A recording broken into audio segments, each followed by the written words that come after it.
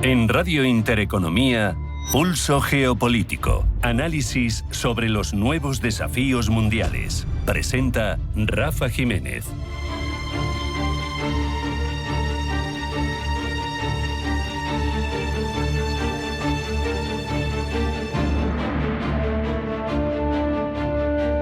Bienvenidos a Pulso Geopolítico.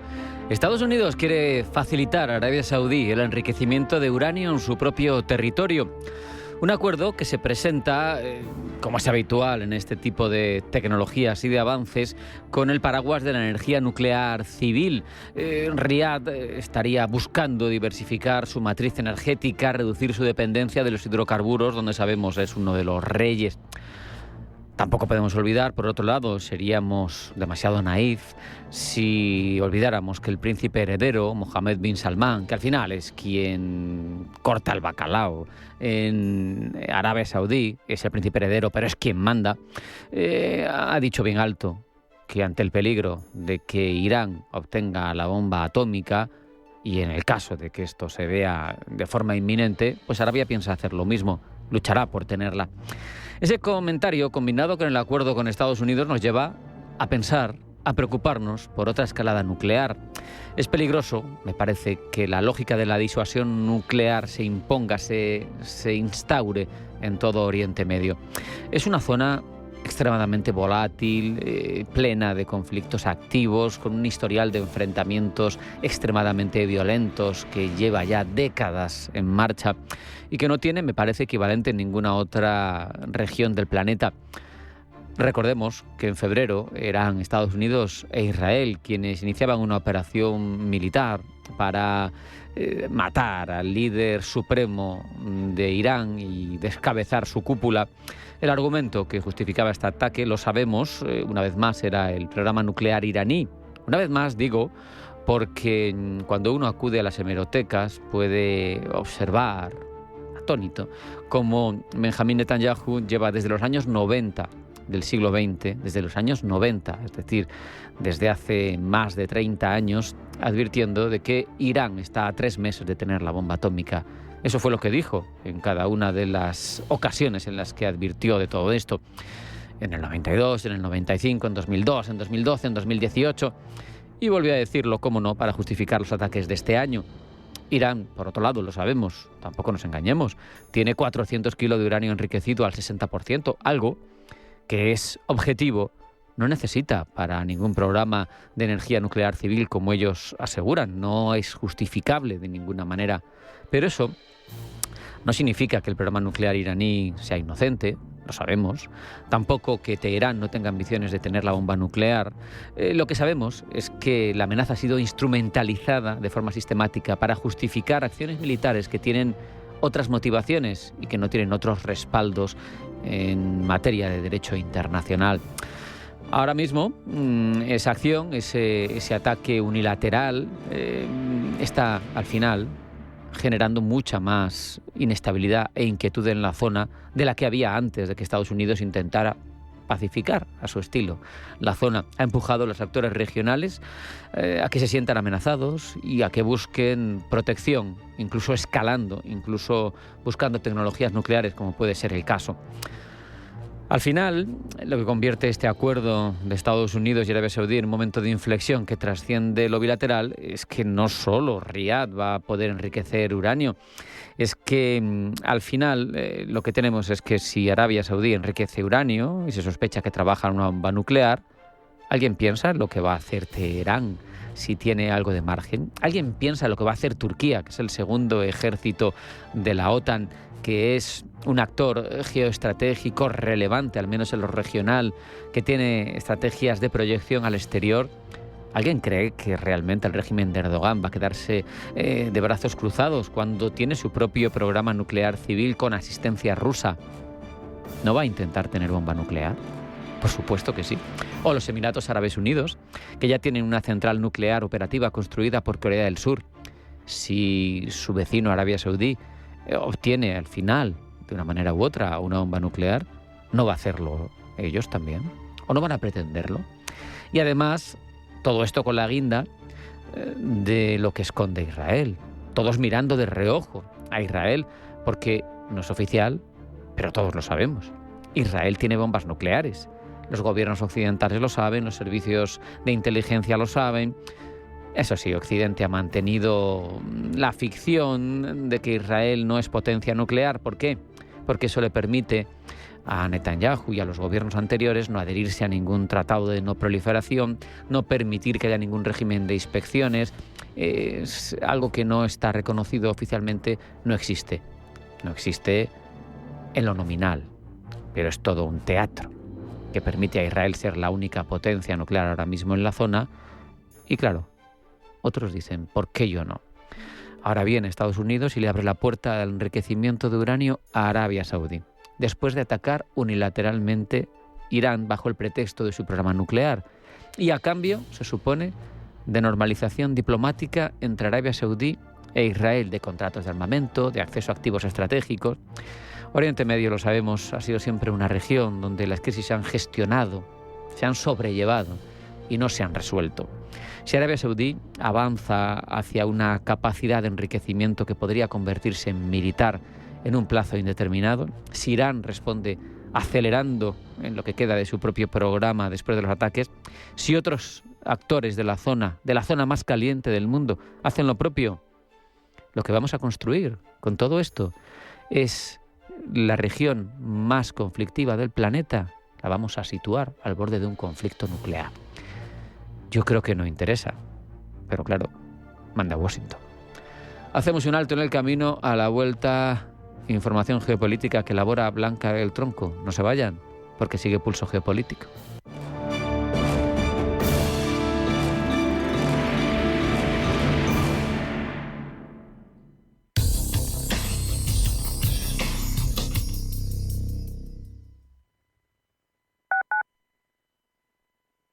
El planazo del verano está en la Plaza de Toros de Las Ventas.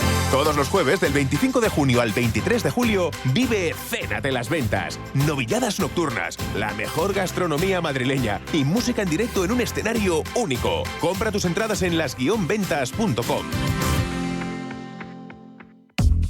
En Radio Intereconomía te acompañamos donde tú quieras. Sintonízanos en directo a través de la radio, nuestra web, aplicación móvil o canal de YouTube. Si lo prefieres, también puedes encontrarnos en diferido a través de iVoox, Apple Podcast, Spotify y todas las plataformas de podcast. La mejor información económica en cualquier momento y desde cualquier lugar. Radio Intereconomía, siempre contigo.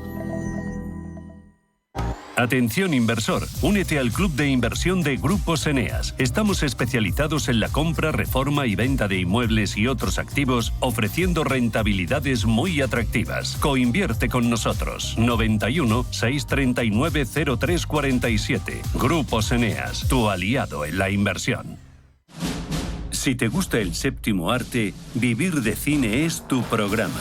Dirigido y producido desde Hollywood por José Ignacio Cuenca y presentado por María Ayer. Toda la actualidad del cine, estrenos, festivales y críticas, sin olvidar los clásicos. Los viernes a las 12 de la noche, Vivir de Cine, en Radio Intereconomía. Hay ganas de rock y poesía, de Patti Smith. Hay ganas de viajar, del paraíso de los elefantes. Hay ganas de Kandinsky, de pintar la música. Hay ganas de agitar la moda, de Vivienne Westwood. Series, documentales, podcasts, conciertos y mucho más en la plataforma gratuita Caixa Forum Plus. Historias que transforman. Caixa Forum Plus. Fundación La Caixa. Radio Intereconomía es la radio económica de referencia.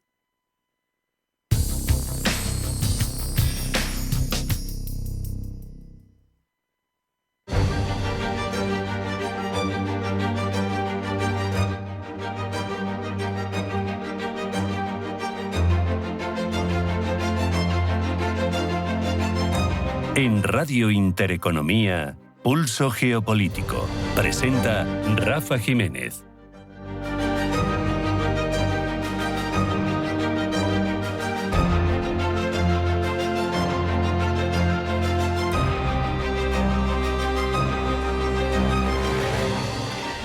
Y elabora la información geopolítica Blanca del Tronco. Blanca, bienvenida, buenas tardes. Buenas tardes. La Fiscalía de Estados Unidos propone que el juicio contra Nicolás Maduro comience en junio de 2027. La propuesta de la Fiscalía se conoce antes de una audiencia prevista para hoy en la que se discutirá el calendario del proceso contra Maduro, mientras que la defensa tiene previsto presentar sus primeros argumentos en septiembre y el Gobierno espera entregar la mayor parte de las pruebas clasificadas en noviembre. Nicolás Maduro y su mujer se enfrentan, recordemos, a cargos de narcotráfico. Estados Unidos llega a un acuerdo nuclear con Arabia Saudí. Acuerdo que podría anunciarse hoy mismo en un contexto de tensión por la guerra de Irán cuando se cumplen 2 semanas de ataques cruzados en Oriente Medio, lo que ha supuesto una ruptura del alto el fuego firmado el 18 de junio. Rusia prohíbe los vuelos de tránsito en Moscú y reduce la altitud máxima permitida. Los cambios para garantizar la seguridad de los vuelos han sido impulsados por el Ministerio de Defensa. Desde el inicio de la guerra de Ucrania en 2022, las empresas rusas de transporte aéreo operan con grandes dificultades debido a la cancelación de sus rutas hacia Occidente, los constantes cierres del espacio aéreo y aeropuertos debido a los ataques con drones ucranianos y a la falta de piezas de repuesto para aviones a causa de las sanciones internacionales impuestas contra Moscú. Volodymyr Zelensky intenta atajar la crisis tras el cese de su ministro de Defensa. Y lo hace con la sustitución del jefe del ejército, Alexander Sirsky, criticado por prestar poca atención a las bajas en el frente. Tras su cese, Sirsky ha reivindicado su trabajo al frente de las Fuerzas Armadas y se ha ofrecido a seguir trabajando desde otro cargo en la estructura militar del país. Marco Rubio se reúne en Manila con su par chino, con Wang Yi. Reunión en los márgenes de la cumbre de ministros de Exteriores de la Asociación de Naciones del Sudeste Asiático. Sobre la mesa del encuentro, la organización de una posible cumbre entre Donald Trump y Xi Jinping prevista para septiembre en Estados Unidos. Rubio ya adelantó que no confirmará si planteará el tema de la interferencia electoral, aunque dijo que tratará las cuestiones importantes para la relación bilateral.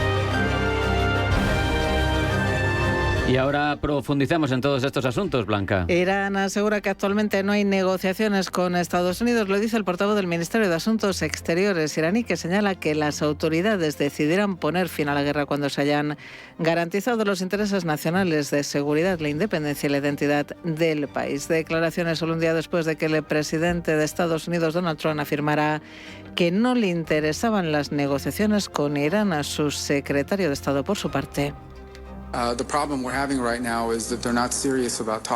aseguraba que el problema ahora mismo es que Irán no se toma en serio las negociaciones. Marco Rubio señalaba además que Estados Unidos hará lo necesario para proteger sus intereses y los intereses de sus aliados y ponía en cuestión la reclamación de Irán a controlar el tránsito por el estrecho de Hormuz, postura que comparte también China.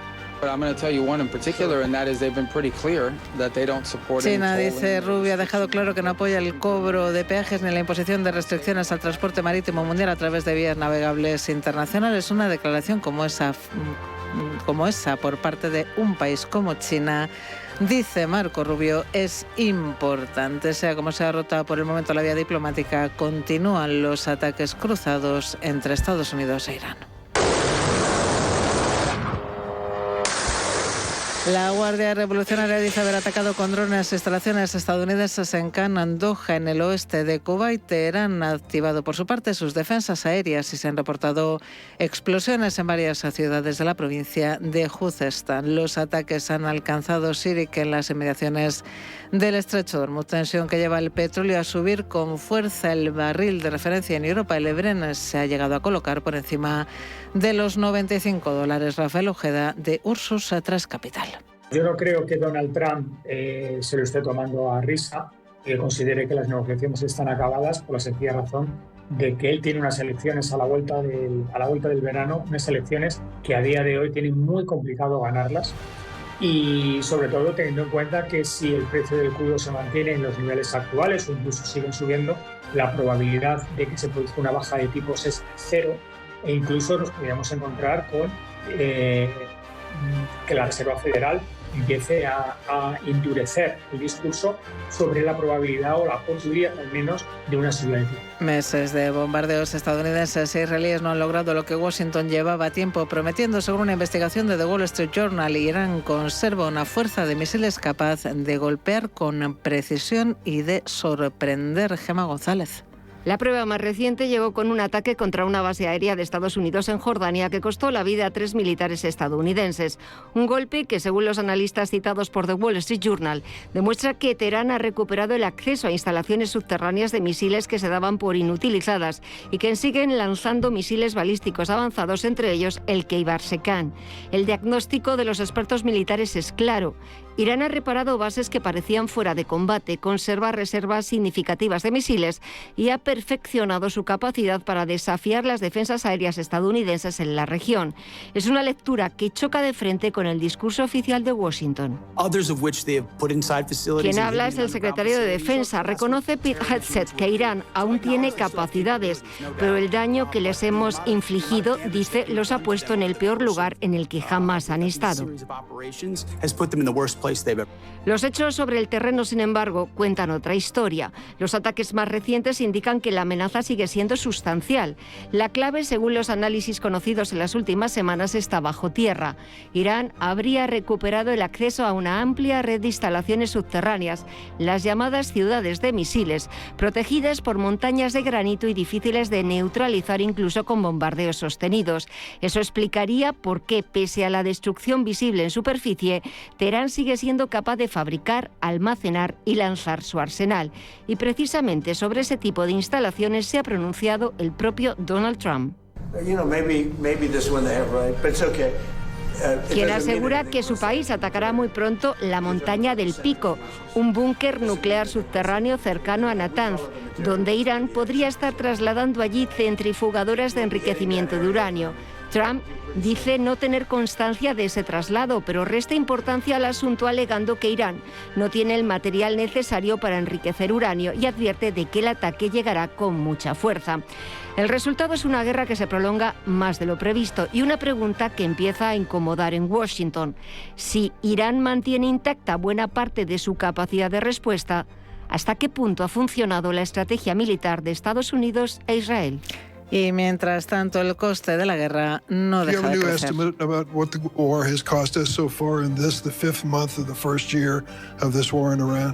El secretario de Defensa, Pete Hegseth, ha cifrado ante el Senado el gasto acumulado en $37.500 millones, $8.500 millones más que la estimación que el propio Pentágono había dado a conocer a comienzos de mayo. Ante el Senado, Hegseth ha pedido financiación adicional urgente. La administración Trump reclama al Congreso $87.000 millones, de los que 67.000 millones irían al Pentágono.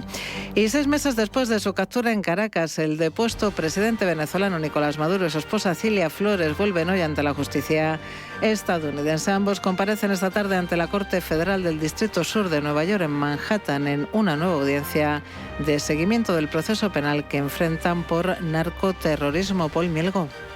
La cita, fijada para el mediodía hora local, estará presidida de nuevo por el juez federal Alvin Helstein. No se trata del inicio del juicio ni de una sentencia, es una comparecencia previa en la que se revisará el estado de las pruebas presentadas por la Fiscalía y las posibles mociones de la defensa. Maduro y Flores permanecen recluidos desde su detención en el Centro de Detención Metropolitana de Brooklyn.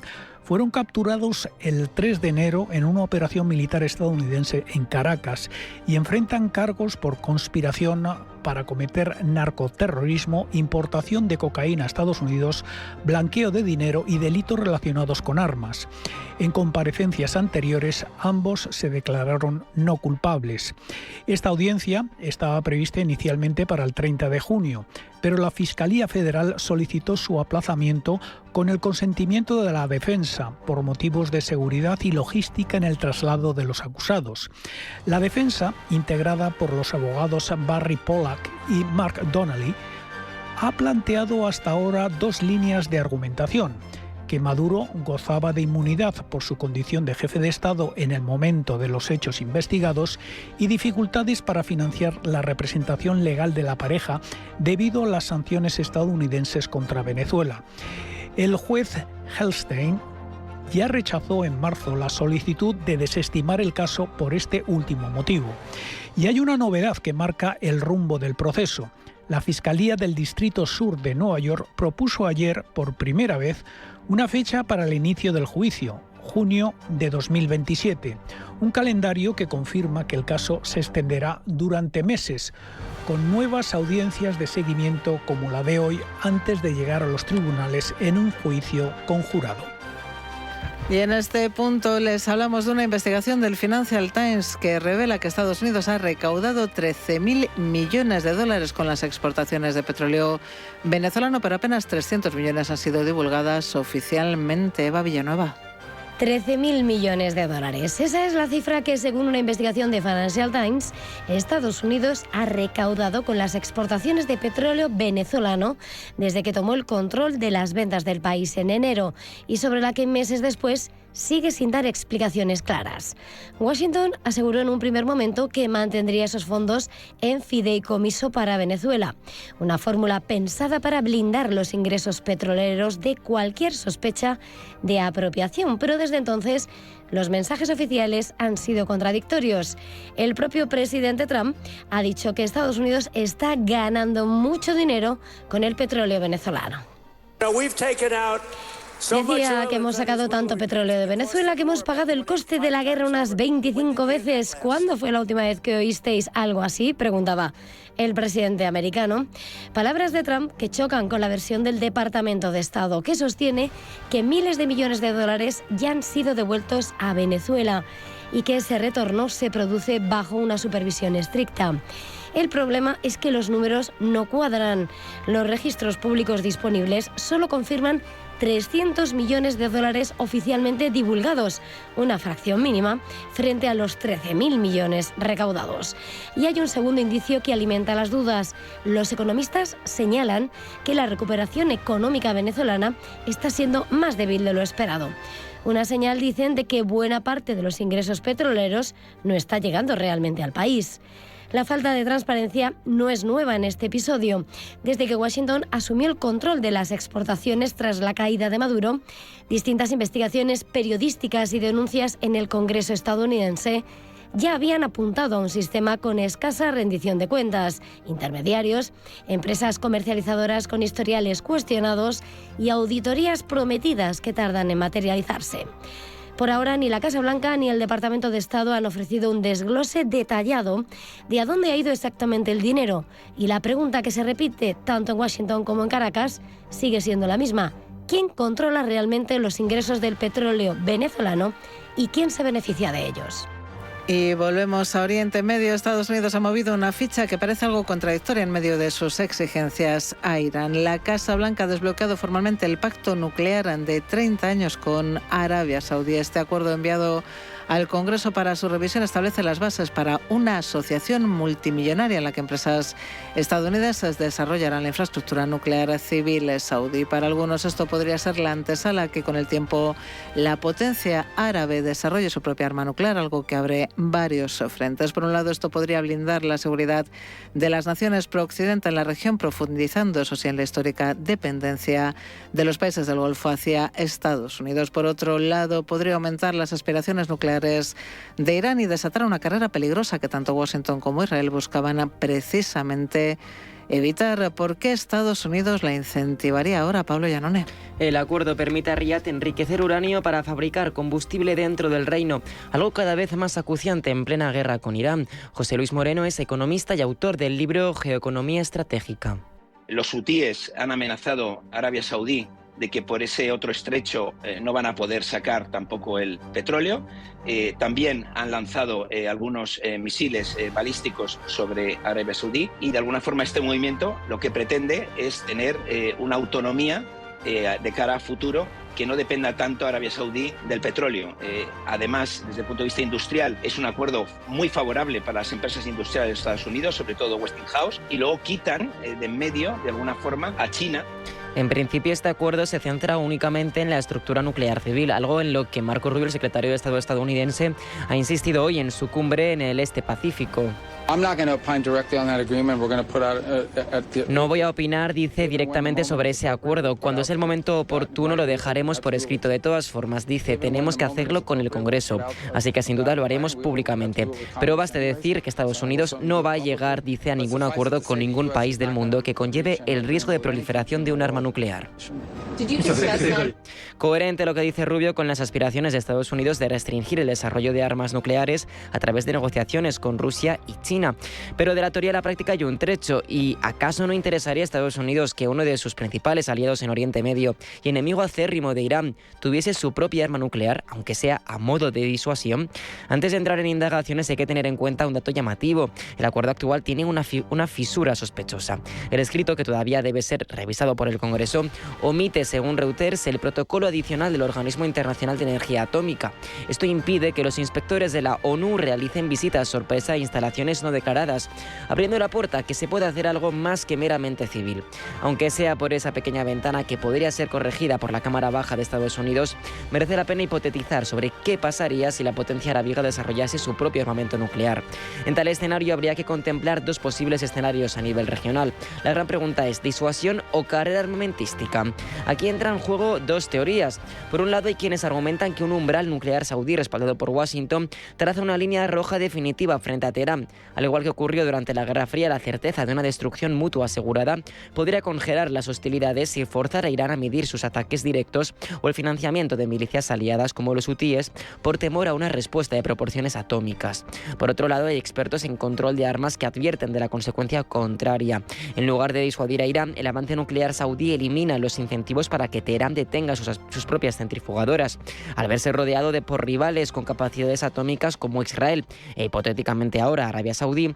El régimen iraní aceleraría el paso final para ensamblar su ojiva, yendo por tanto en la dirección contraria a lo que Estados Unidos pretende. Pero esto no queda aquí. Otros actores regionales de peso como Turquía o Egipto podrían verse empujados a iniciar sus propios programas de enriquecimiento para no quedar rezagados en el nuevo mapa de poder de Oriente Medio, un mapa en el que la disuasión nuclear podría ser el nuevo concepto de barrera moderna. Pero de momento las barreras modernas más extendidas son las físicas, las que separan y fragmentan sobre el propio terreno. Una de las más recientes seguidas en la actualidad está en proceso de construcción en Gaza. Israel ha confirmado que está levantando un muro de arena de 15 metros de altura en el sur del enclave palestino para garantizar la seguridad frente a Hamas. El suceso está atrayendo la mirada del derecho internacional, que denuncia un ataque a la soberanía territorial de Palestina, así como el desplazamiento forzado de comunidades locales. Pero este nuevo muro no es un hecho aislado. Si ampliamos la mirada, las barreras terrestres proliferan cada vez más. Con ello representan que un mundo hiperconectado en la red es compatible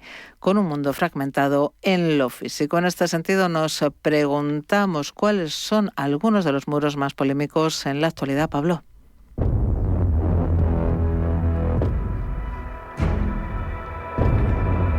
Este viaje por las barreras más controvertidas de la actualidad comienza en el Sáhara. Allí el muro que divide Marruecos del territorio saharaui supera los 2.700 kilómetros de longitud.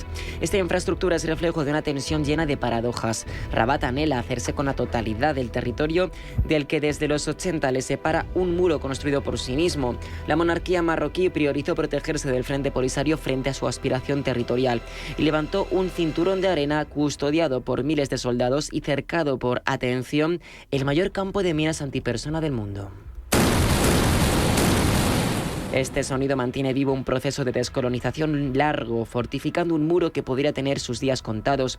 Cada vez son más los países que reconocen la soberanía de Marruecos sobre la región. Hace unos meses, sin ir más lejos, se presentó en la ONU una propuesta para que el territorio saharaui se convirtiese en un gobierno semiautónomo bajo soberanía marroquí. Más incierto es, sin embargo, el futuro del muro que separa Corea del Sur y Corea del Norte. Este es el sonido que se escucha cada X tiempo a ambos lados del conocido como Paralelo 38.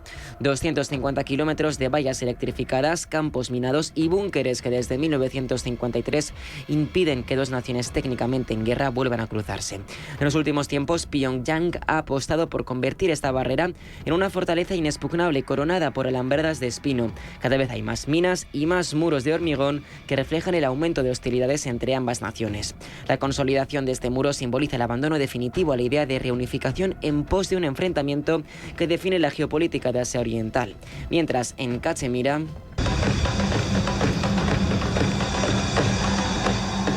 este es el sonido que cada día resuena a ambos lados del muro que separa la India y Pakistán.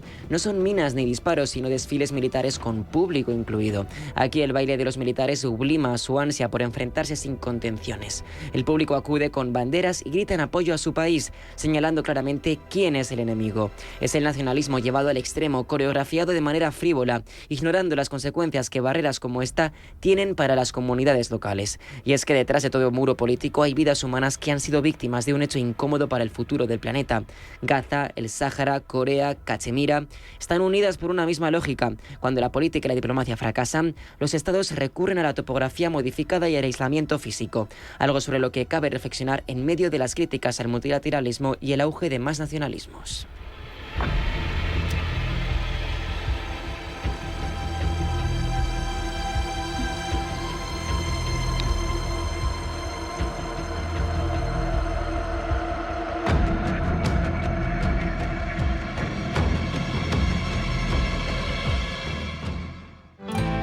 En intereconomía.com te enseñamos a invertir con análisis técnico, análisis fundamental, ETFs y fondos de inversión. Descubre el nuevo curso online para inversores activos que aprenderán a invertir a corto, medio y largo plazo en bolsa. Una formación diseñada para que los inversores particulares perfeccionen sus estrategias y mejoren sus conocimientos financieros. Infórmate y apúntate en intereconomía.com.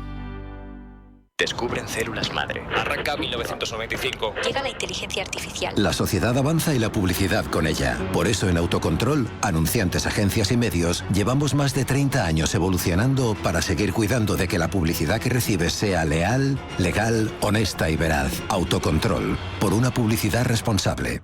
¿Tienes un evento y se te ha olvidado el merchandising? Tranquilo. En MK Promo te resolvemos el susto. Fabricamos y personalizamos productos promocionales para empresas, campañas, ferias y eventos. Y lo hacemos en España, desde nuestros talleres propios. MK Promo. Merchandising corporativo hecho aquí. Rápido y bien. Entra en mkpromo.es o escribe a comercial@mkpromo.es. Estamos en constante cambio. El mundo cambia. Cambia nuestro entorno. Cambios que nos hacen reflexionar. Cambios que nos hacen apostar por fórmulas diferentes. En la radio apostamos por el sector inmobiliario. Súmate al cambio con Intereconomía Inmobiliario. Cada miércoles y jueves a las 11 de la mañana. Con Elena Fraile. En Radio Intereconomía. Nos sumamos al cambio.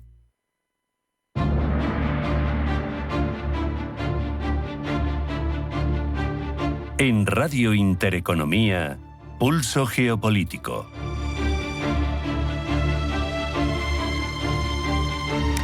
Durante décadas, Arabia Saudí ha sido sinónimo de potencia energética, petrolera, de los petrodólares. Ahora aspira a convertirse también en un actor decisivo en otro de los grandes recursos estratégicos del siglo XXI, los minerales críticos. En plena transición energética, en un contexto, ya sabemos, de rivalidad entre China y el resto de Occidente, sobre todo Estados Unidos, Riad quiere ocupar un lugar central en las nuevas cadenas globales de suministro. Analizamos cómo puede influir también esto en el equilibrio geopolítico y si es factible o no. Lo hacemos con Ángel Gómez de Ágreda, analista internacional, coronel del Ejército del Aire y del Espacio en la Reserva y autor de Un Mundo Falaz. Ángel, bienvenido, buenas tardes. Hola, ¿qué tal? Muy buenas tardes. Es el perfil que tenemos todos, el cliché, Arabia Saudí, potencia petrolera. Te preguntaría para situar, por un lado, si puede convertirse también en una potencia de minerales críticos o no, en tu opinión. No basta con tener minerales críticos en tu territorio para convertirte en una potencia en estas tecnologías, sobre todo porque el proceso es tecnológicamente complejo, está dominado básicamente por una potencia, que es China, es la que está mucho más avanzada que los demás en cuestión del refino de estas tierras, y después porque la cantidad que dispone Arabia Saudí, siendo significativa, no pasa de ser más allá de un 1 y pico, un 2% de la cantidad total de algunas de estas tierras raras. Otra cosa es que sean particularmente significativas porque son las que le pueden interesar a Estados Unidos para su industria armamentística, o algunas de las que le pueden interesar, y pueda venirle bien a Estados Unidos que Arabia Saudí sea una fuente adicional de estas dos tierras raras en concreto. Pero desde luego no es un actor lo suficientemente relevante como para cambiar la dinámica geopolítica y la dinámica energética, y mucho menos sin la participación de China, teniendo en cuenta que, aunque tenga grandes reservas de energía que son necesarias para el refino de estas tierras raras, va a necesitar también mucha energía para desalinizar agua, de la cual también es muy altamente consumidora, ¿no? Este proceso. Arabia Saudí no tiene grandes cantidades de agua, con lo cual tendrá que desalarla, probablemente utilizando también mucha energía. El proceso puede ser caro independientemente de la disponibilidad energética que tenga, por la cantidad de recursos energéticos que va a tener que emplear y la probablemente baja eficiencia de la extracción y del refino. En cualquier caso, lo que extraigo, corrígeme si me equivoco, de tu respuesta, es que más allá de cantidades, etcétera, del peso que pueda finalmente tener o no, o de la influencia que pueda tener o no, la clave pasaría por tener la cadena de valor entera, ¿no? El proceso, que es un poco en donde se ha hecho verdaderamente fuerte China. No solo tiene recursos, sino que tiene esa capacidad que hemos delegado, por ejemplo, en Europa, porque no queremos contaminación, y en otros países del mundo, ¿no? Esa cadena de valor entera es la que marca la diferencia a la hora de ser útil o no en estos materiales. Sí, y para eso lo que ha hecho ha sido asociarse con un par de empresas, una de ellas estadounidense y otra nacional saudí, cosa que es siempre obligatoria cuando estamos hablando, para conseguir la tecnología que le permita estar en toda la cadena de valor. El problema es que no son las empresas más punteras precisamente en el proceso de refino, y por lo tanto no van a ser las más eficientes a la hora de conseguirlo. Pero el valor diferencial que introduce Arabia Saudí no es la minería, sino el refinado o su voluntad para acometer el refinado de estas tierras dentro de su territorio. En este tipo de iniciativas siempre hay un ausente, que es Europa. Es cierto que normativas medioambientales, etcétera, nos limitan, pero tampoco parece que busquemos planes alternativos. No sé si es una omisión obligada y asumida, porque no podemos competir, no tenemos ni siquiera industria destacada en estos ámbitos, o si es que tenemos otras alternativas que yo en principio no veo. Bueno, España tiene algunos depósitos interesantes de algunos minerales de estas tierras raras.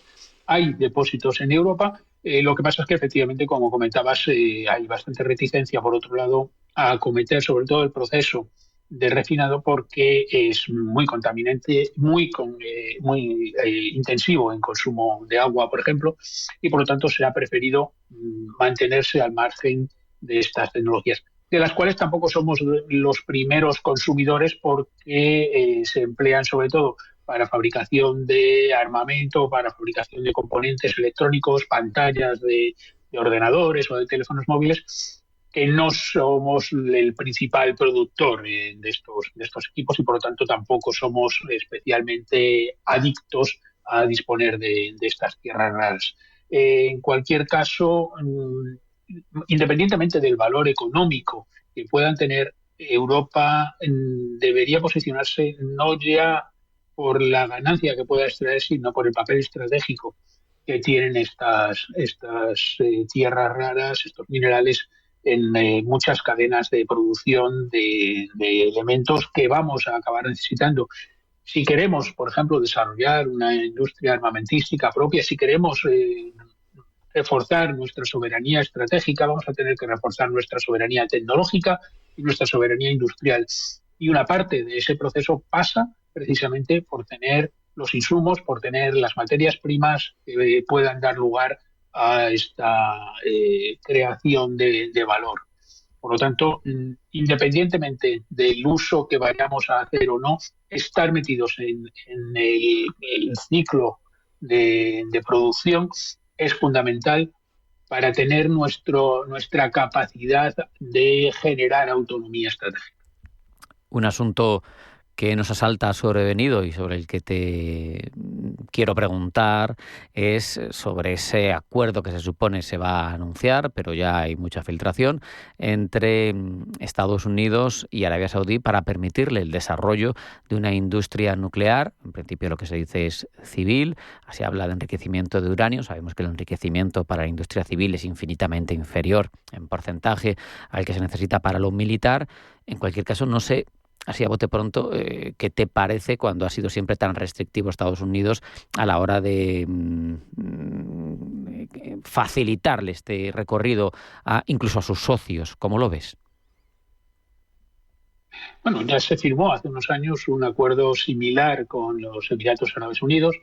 Lo que pasa es que en ese caso la salvaguardia relativa a las inspecciones de la Agencia Internacional de Energía Atómica para evitar que se pudiera sobrepasar ese umbral de alrededor de 6% de enriquecimiento, que es el que se requiere para los usos civiles, y se pudiera llegar hasta el 90 y tantos % que requieren los usos militares, pudiera darse. Es decir, con Emiratos Árabes sí se marcó esa línea roja con la cual se podría generar energía, pero era virtualmente imposible acumular grandes cantidades de uranio o cantidades de uranio enriquecido en alto porcentaje.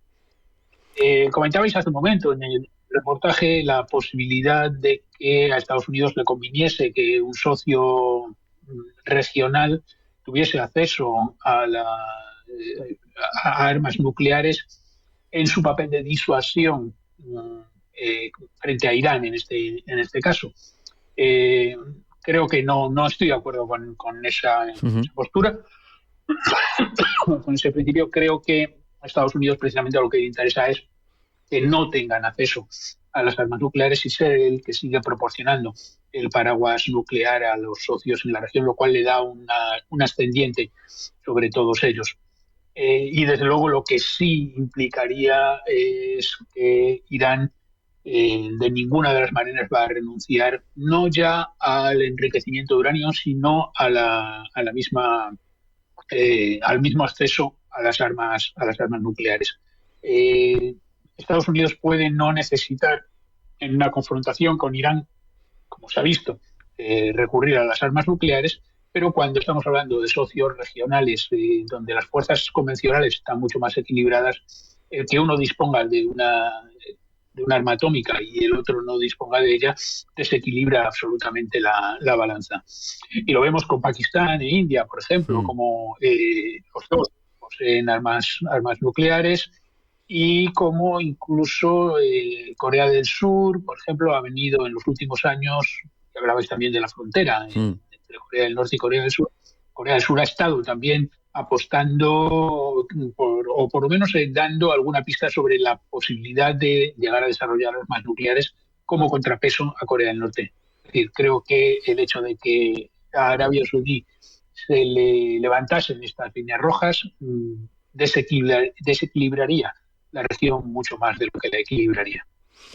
Eso sí, ahí está de fondo ese elefante en la habitación que nadie quiere ver. Yo creo que es esa posesión oficiosa de Israel de arma nuclear no reconocida, con lo que no hay inspecciones de ningún tipo, etcétera. Pero yo creo que es de Vox Populi, ¿no? Que los israelíes sí tienen bomba nuclear, que del momento, pues bueno, pues como somos occidentales, nos conviene, ¿no? Pero pero no sé cómo valoras tú este hecho. Bueno, es que es precisamente una de las claves en la región, el hecho de que Israel sea la única potencia nuclear, siendo un país muy pequeño, un país de 7 millones de habitantes, o poco más de 7 millones, que tenga el arma nuclear que le permite defenderse de todos sus potenciales vecinos,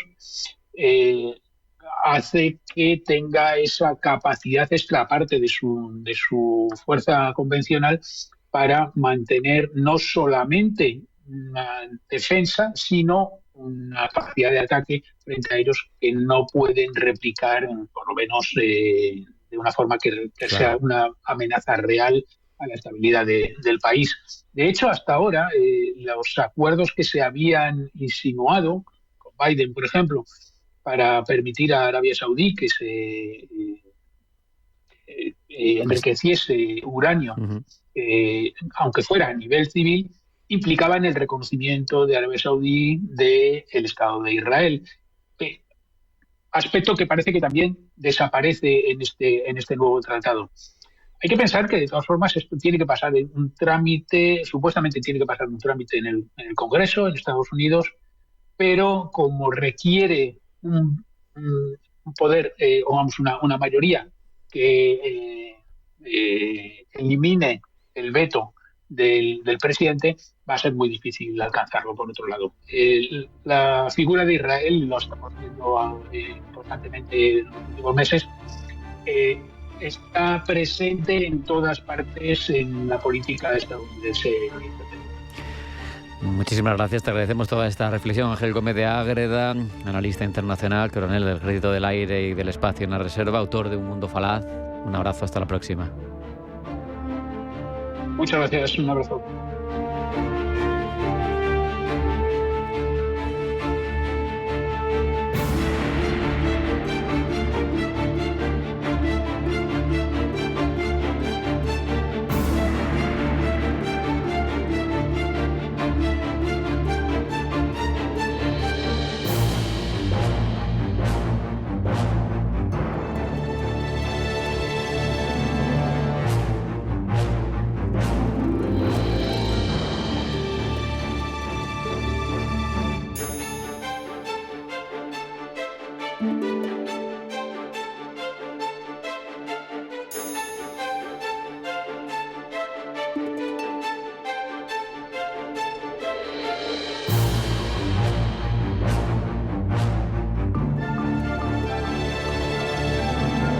Hablamos ahora de quién, de China. Sabemos que ha estado muy presente en la actualidad internacional durante los últimos tiempos con diversos eventos internacionales. Sabemos que su forma de hacer es más tranquila, es sin embargo de inasequibilidad al desaliento, sigue paulatinamente haciendo cosas, y como queremos una voz autorizada que nos explique algo relativo a los asuntos en los que están ahora mismo más implicados, hemos invitado a Cristina Fontaro, analista internacional, para que nos explique en qué punto está en esta época China. Cristina, bienvenida, buenas tardes. Muy buenas tardes. Este julio hemos visto a China muy activa, ¿no? En diplomacia, en seguridad, en inteligencia artificial. Es que hay un montón de eventos en mercados, sí, en economía. ¿Qué ocurre realmente en tu opinión? ¿Son movimientos aislados o todos obedecen a una cierta lógica global? Ciertamente China no se va de vacaciones. Y de hecho, si miramos estas noticias de forma como separada, aislada, podemos incluso encontrar que no tienen sentido y que son cosas que van sucediéndose que se oponen unas a ellas. Pero en verdad, si las ponemos todas juntas, lo que vamos a ver es que hay un patrón, hay una estrategia. Realmente China aquí está pensando. Entonces, ¿cómo lo analizamos? ¿Cómo lo observamos todo? Porque no quiero que hablemos o que miremos las noticias por separado.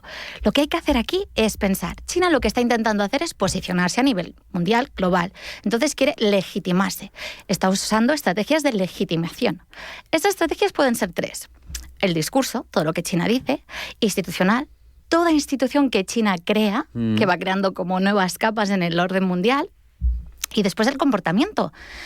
Ya sea, por ejemplo, un ejercicio militar con Rusia. Eso formaría parte de ese... Que también lo hemos visto. También lo hemos visto, sí, señor. Es tremendo. Sí. No sé si has terminado.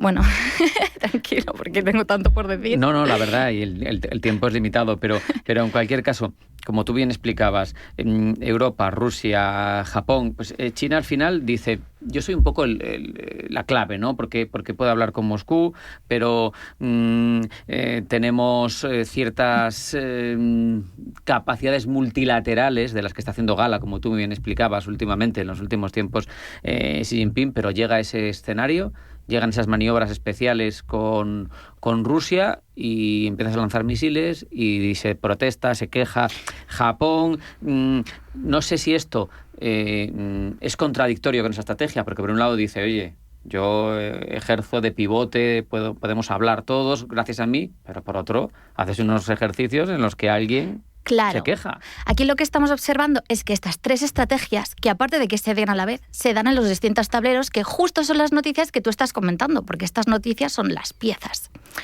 Lo que está haciendo China en todos estos tableros, en todas las noticias a la vez, es mostrar el patrón de, por un lado, coopero, hablo de cooperación, pero por el otro lado, voy a retener el poder, porque no voy a soltar el poder. Delante de Europa, ¿qué estrategia usa? La de hablar, ¿no? Está hablando, pues, se fue con los nórdicos y estuvo allí con Noruega y estuvieron hablando y dijeron, Noruega le pidió expresamente a China que por favor hiciera el interlocutor. Esto por un lado, está muy bien. Y por el otro lado tenemos lo de Rusia. Uy, tengo tanta información en la cabeza. Entonces, ¿qué pasa aquí? Que Europa sí que puede ver que China es un interlocutor necesario. ¿Pero quiere decir eso que China se convierta en un interlocutor creíble para Europa? Por el otro lado, sí que tenemos todo lo que ha sucedido con Rusia y que Japón se ha quejado. Japón, por ejemplo, no se está quejando de lo que sucede en Ucrania, se está quejando de que, uy, lo que está haciendo China está muy cerca de mi zona. Y esto es una amenaza para mí. Entonces, todos los movimientos que va haciendo China, según las audiencias, y aquí es el problema que encontramos, se ve de una manera o se ve de otra. Es muy llamativo porque lanzaban incluso esos misiles balísticos intercontinentales, demuestra que tiene la tríada nuclear, que puede atacar desde submarinos nucleares. Lógico que muestre preocupación Sanae Takaichi y compañía. No obstante, me interesa muchísimo, Cristina, también la parte de la arquitectura institucional, porque aquí hemos comentado distintos eventos relevantes en los que ha sido protagonista China, desde el Diálogo Global de Naciones Unidas sobre Inteligencia Artificial hasta ese evento, creo que era en Shanghai, de WIC o WIC, o como lo queramos decir, donde parece que te lanza una suerte de ONU de la inteligencia artificial, donde se unen 30 naciones y que quiere un poco ir marcando los patrones que se adhieran a su forma de entender. Si ella marca los estándares, quizá puede tener un territorio, ¿no?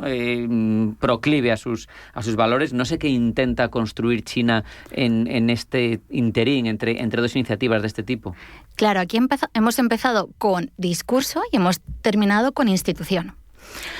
En verdad, pueden parecer que se opongan, pero China, creando esta institución, no se está oponiendo a la ONU. De hecho, China es férrea defensora de la ONU, porque la ONU tiene como un objetivo, ¿no? Le sirve para unas cosas y esta institución le sirve para otras. La ONU es un espacio multilateral, donde le puede hablar a todo el mundo a la vez. Entonces, allí ella puede decir su discurso y puede hacer que sus palabras específicas de su lenguaje vayan calando al resto de actores políticos. Es decir, aquí podemos hablar de cooperación, multilateralismo, inclusión, que los países en vías de desarrollo, que los países del sur global también formen parte de la mesa. En cambio, todo esto que va diciendo en palabras se acaba materializando, instrumentalizando en políticas específicas a través de lo que está creando en Shanghai. Y aquí puede tener la capacidad de un liderazgo mucho más directo. Por tanto, como ves, son 2 herramientas distintas en un mismo tablero que además aquí sí que no se oponen. Es muy llamativo porque en la IA se supone que va un poquito por detrás de Estados Unidos, pero cada vez lanza modelos más avanzados. Estados Unidos ha empezado a recortar, a preservar algunos modelos, no los quiere compartir con extranjeros. ¿Qué quiere compartir realmente China de su IA? Aquí también parece una oposición. Si vemos las noticias, por un lado, realmente en el discurso es mucho de vamos a cooperar, que es lo que he dicho al principio. Modelos abiertos, etcétera. Sí, exacto. Y por el otro lado, voy a retener el poder porque no lo voy a soltar. Pero a ver, si nos ponemos a pensar nosotros, yo creo que muchos de nosotros haríamos lo mismo.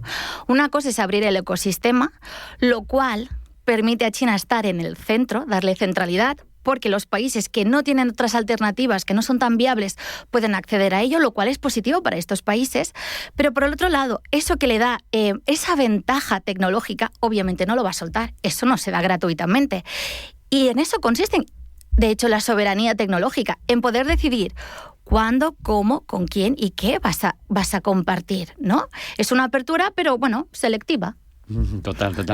En lo económico veíamos ese foro G7 de verano en Dalian, presentaba su buena evolución, sus buenas cifras como una oportunidad para todos, para el mundo, hagamos negocios todos y todo maravilloso, ¿no? Pero al final lo que tenemos es un superávit de la balanza comercial tremendo, exportaciones más de $1 billón y pico de superávit, que es algo histórico, con un consumo interno débil, con problemas de inundación, por ejemplo, la industria europea con productos chinos. Sí. Este relato de lo nuestro es una oportunidad para el mundo, ¿se puede mantener o hace aguas?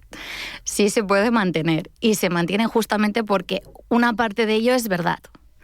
Obviamente que es una oportunidad y también es una amenaza. Y aquí depende de la audiencia, de quién esté hablando. El consumidor que va a consumir de forma más barata te va a decir que es una oportunidad. Hombre, pero el empresario que de repente va a ver que le cuesta muchísimo más llegar a final de mes te va a decir esto es un shock de mercado. Así que haya dos relatos a la vez que parecen opuestos, pues sí. Estamos hablando de la misma China. China solo es una. Lo que pasa es que lo que estamos evaluando aquí es cómo percibe la otra parte ese relato, lo que está haciendo China. Se nos va acabando el tiempo, tenemos 1 minuto y medio más o menos. No sé si mirando la trayectoria reciente que hemos dibujado, relatos, iniciativas institucionales, arquitectura, si tú detectas una coherencia en su comportamiento, si consigue sus objetivos o si hay algo de hipocresía, ¿qué es lo que tú detectas predominante? Vale, 1 minuto y medio y ya menos tiempo. Esta pregunta. Lo que estamos hablando son estrategias de legitimidad, pero no quiere decir que China tenga legitimación. Eso depende del receptor, es decir, de los otros países, de nosotros. Entonces, de las 3 estrategias de las que acabamos de hablar, discurso, institucional y comportamiento, el discurso en sí es lo que acaba englobando y dando sentido tanto a las instituciones que se van creando como al comportamiento que está realizando. Como China, cuando está actuando en los distintos tableros, usa las distintas estrategias, todas a la vez, podemos acabar viendo esta oposición entre estas estrategias. Entonces, el receptor, la audiencia, lo que puede percibir es aquí hay hipocresía, porque dice una cosa, como puede ser con Noruega, de sí, vamos a lidiar con Ucrania, y después resulta que estoy haciendo ejercicios militares. No, en verdad es que todo se da. Lo que pasa es que depende de quién se vea. Y una cosa es que China realmente tiene esa capacidad, pero una cosa es que tenga poder y la otra es que nosotros le demos el liderazgo.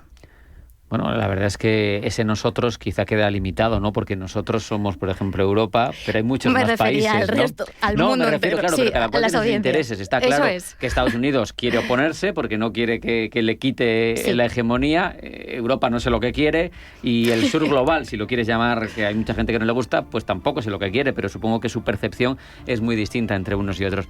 Es apasionante. Seguiría hablando contigo, Cristina Fontaro, analista internacional, pero se nos ha acabado el tiempo. Muchas gracias. A vosotros.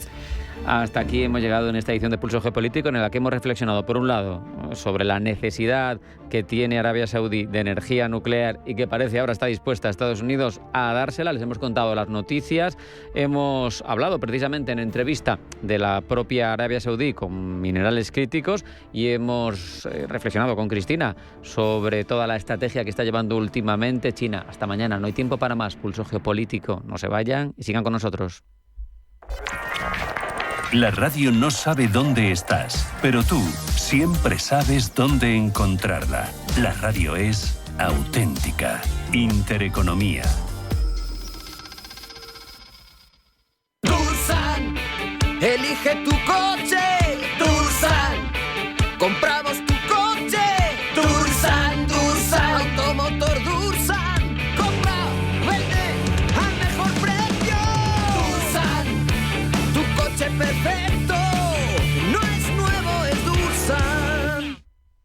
Novena carrera popular de rasueros a favor de la Asociación Española contra el Cáncer. Sábado 15 de agosto a las 7:30 de la tarde. Patrocinan Recoin, Estudio 3, Grúas Ávila, Valla Canalón, Propié, Transportes Cofreces, Activa Inmobiliaria, Peñaranda Motor, Construcciones F. Pérez, De Credit, Manza Esmalta y Vermetrans Express 1985. Inscríbete ya en oricronsport.com. Organiza Ayuntamiento de Rasueros con la colaboración de Intereconomía. Con cada paso estarás más cerca de la meta.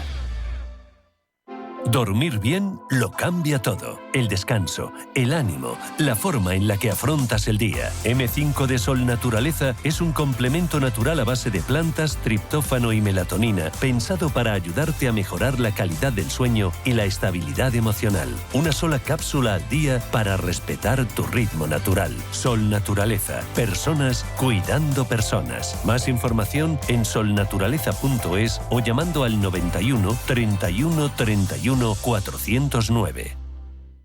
Antes de que amanezca te acompaña, escucha y ameniza las mañanas en Radio Intereconomía. Antes de que amanezca, con Guillermo Sancho Muela. De martes a viernes, de 6 a 7 de la mañana, en Radio Intereconomía.